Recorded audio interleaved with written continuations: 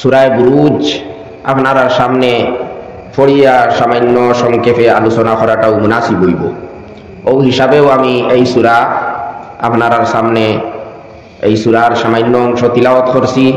সময়ও কম, বিস্তারিত আলোচনা করলে তো অনেক সময়ের খাম, এই কারণে সংক্ষেপে আলোচনা করব ইনশাআল্লাহ।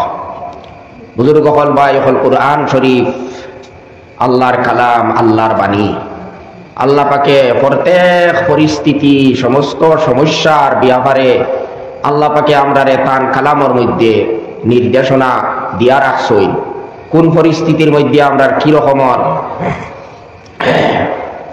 কি কাজ করতে লাগে বা কোন সময় আমরার করণীয় কিতা, এই সমস্ত ব্যাপারে আল্লাহ পাকে আগে থাকি আমরারে সঠিক নির্দেশনা দিলেই। একটা ঘটনার সময় কোরআনে পাক পড়িলে বোঝা যায় মনে হয় নগদী কোরআনে পাকর আয়াত এই সূরা নাযিল হইছে, অথচ আজ থেকে 1450 বছর আগে আল্লাহ তাআলা কোরআন শরীফ নাযিল করছেন। কিন্তু এক পরিস্থিতির সম্মুখীন হওয়ার পরে বোঝা যায় যে এই আয়াত মনে হয় আল্লাহ তাআলা ও পরিস্থিতির লাগি নগদ নাযিল করছে।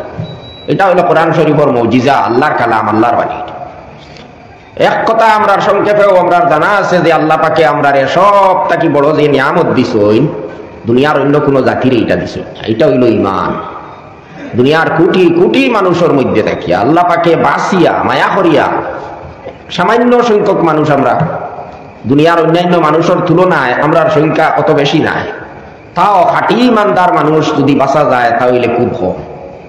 ইতো কাদিয়ানি, শিয়া, আরো বিভিন্ন রকমের আপনারা পাইবা যারা আসলে ইমানও নাই। কাদিয়ানি তো মুসলমানের নামে একটা কলঙ্ক, এরা তো মুসলমান নাই, কারণ আমরা নবীজিরে তারা শেষ নবী বলিয়া বিশ্বাসও করে না, গতিকে তারা তো মুসলমান নাই। ওলা আরো কিছু গুমরা দল হল আছেন যারা ইমান তাকিয়া একেবারে বাহিরে গেছে। ইমানর নির্ভর হইল, দারমাদার হইল সহি শুদ্ধ বিশ্বাস, আকিদার উপরে। আকিদা না ঠিক হইলে মানুষ ইমানদার হইতে পারে না, ইমানদার থাকতে পারে না। সঠিক আকিদার মুসলমান যদি খুঁজানি যায় পৃথিবী চাইলে একেবারে নগণ্য সংখ্যার মানুষ বাহির হইবা। আলহামদুলিল্লাহ, আমরা এই কথার শুকরিয়া আল্লাহ তাআলার আদায় করা দরকার। আমরা আর কাবির বুজুর্গ হলো রুসিলায় আমরা একেবারে সঠিক ইসলাম আর ইমান পাইছি।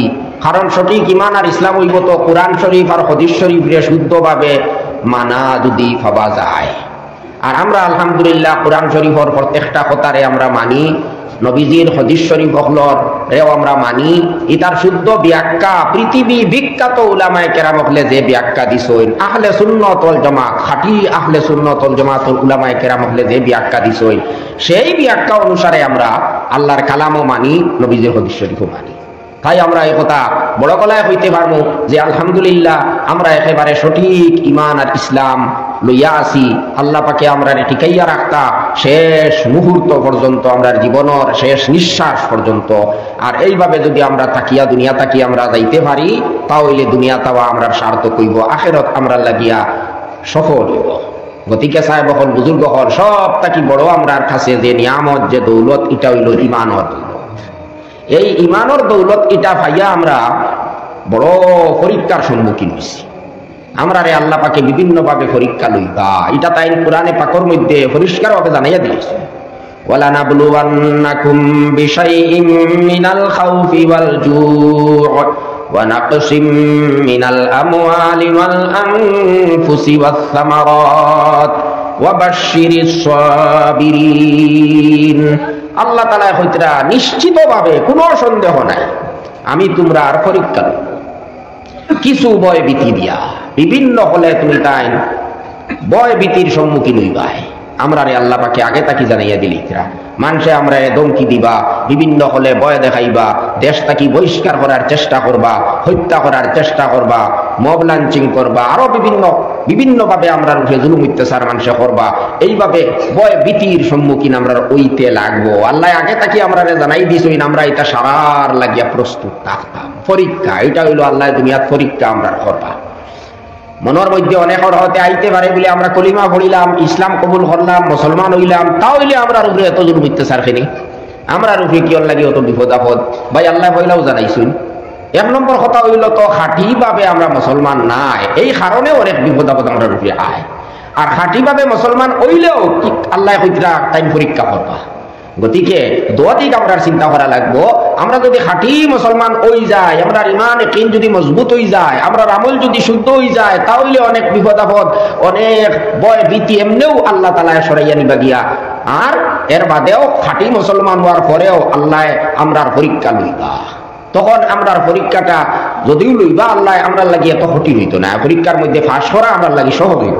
আল্লাহ কইরা কিছু ভয় ভীতি দিয়ে আমরা আমি তোমরা পরীক্ষা লইব, এতে কোনো সন্দেহ নাই। ওয়াল বুক অভাব অনটন কথা দিয়া তোমরা আমি পরীক্ষা লইব। চাকরি পাইতাই নাই, হ্যাঁ, কর্মসংস্থানের ব্যবস্থা হইতো নাই, মানুষে হিংসা হিংসে করবা, তোমার তান্তে বঞ্চিত রাখবা, অধিকার দিতা নাই, এটা সারা ওয়াল জুর অন্তর্ভুক্ত। আল্লাহ পাকে জানাইয়া দিলেইছেন ইটা আমরা সামনে আইব। আজ মুসলমান হওয়ার কারণে আমরা বিভিন্ন ধরনের বিভিন্ন অধিকার হল থেকে বঞ্চিত থাকি। আর আমরা চাকরি নকরি ইত্যাদি ভাই আর না ওর না নিতা এই জাতীয় হিংসা হিংসি এই দুনিয়ার মধ্যে বিশেষ করে আমরা দেশের মধ্যে চলে। কিন্তু এটা তো আল্লাহ আমরা আগেও জানিয়ে দিয়েছে, মিনাল খাউফি ওয়াল জু'i ওয়া নাকসিম মিনাল আমওয়াল, আমরা আর মাল দলের মধ্যে ক্ষতি হইব, বিভিন্ন ভাবে ক্ষতিগ্রস্ত আমরা হইতাম পারি। ওয়াল আনফুসি ওয়াস সামারাত, আমরা খেও শারীরিকভাবে বেমার আজার হইতাম পারি, আত্মীয় স্বজন মারা যাইতে পারি, আমরা আর ফল ফসলের ক্ষতি হইতে পারে বিভিন্ন ভাবে। এইভাবে আল্লাহ তাআলা আমরা রে জানাইয়া দিলেইছেন পরীক্ষা। আর কোরআন শরীফ অন্য জায়গা তো আল্লাহ কইছই যে খালি যে কলিমা পড়ি লইছো আর ছুটি আর ব্যস্ত হামাই দিতাই, ইটা ধারণা করিল না। পরীক্ষা দেওয়া লাগবে, কঠিন পরীক্ষার পরিস্থিতির সম্মুখীন হইতে লাগবে, এর বাদে গিয়া ব্যস্ত হইতাই। বেশ যেটা সাধারণ জিনিস নাই। দুনিয়ার মাল দন সামান দুনিয়ারে তো আল্লাহ হাদিস শরীফের মর্মা অনুযায়ী ইটার আল্লাহ পাকের কাছে কোনো দাম নাই। এক মশার ডানার পরিমাণও দাম আল্লাহ তাআলার কাছে নাই। যদি এক মশার ডানার পরিমাণ দাম ও আল্লাহর কাছে দুনিয়ার দাম থাকতো, তাহলে হইত্রা যারা আল্লাহরে মানে না তারারে এক কুল্লি ফানিও হবে না আল্লাহ পাকে। বুঝা গেল আল্লাহর কাছে দুনিয়ার কোনো দাম নাই। কিন্তু অন্য হাদিস শরীফের দ্বারা বোঝা যায় যে ইন্না সিলআতাল্লাহি গালিয়া, অর্থাৎ বেহেশত যেটা আল্লাহর নিয়ামত, এই বেহেশতিটা কিন্তু আল্লাহর কাছে বড় দামি জিনিস, এটা বহুত দামি জিনিস। এই বেহেশতিটা এটা আল্লাহ পাকে দিতে হইলে ওরা কঠিন পরীক্ষা লইবা, আমরা রে পরীক্ষার মধ্যে ফেলাইবা, আমরা আর প্রস্তুত থাকতে লাগবো। যত কঠিন পরীক্ষা হোক না কেন আমরা এই সময় মজবুত হইয়া থাকতে লাগবো, কোন হলে যাতে আমরা ইমান তাকিয়া বঞ্চিত হই না। এই জমানা এই যুগ হইল দাজ্জালি ফিতনার যুগ। চতুর্দিকে দাজ্জালি ফিতনা, কিভাবে মানুষের ইমান রে নষ্ট করা যায়, কিভাবে মানুষের ইমান তাকিয়া সরাই যায়, কিভাবে মানুষের মুরতাদ বানাই যায়, বেঈমান বানাই যায়, ও চেষ্টা আস্তা দুনিয়ার মধ্যে চলছে। গতিকে এখন আমরা নিজেরও ইমানের উপরে মজবুত ভাবে টিকিয়া থাকা লাগবো। আমরার সন্তান, আমরার ভবিষ্যৎ প্রজন্মরেও আমরা প্রকৃত মুসলমান বানাইয়া, কামিল ইমানদার বানাইয়া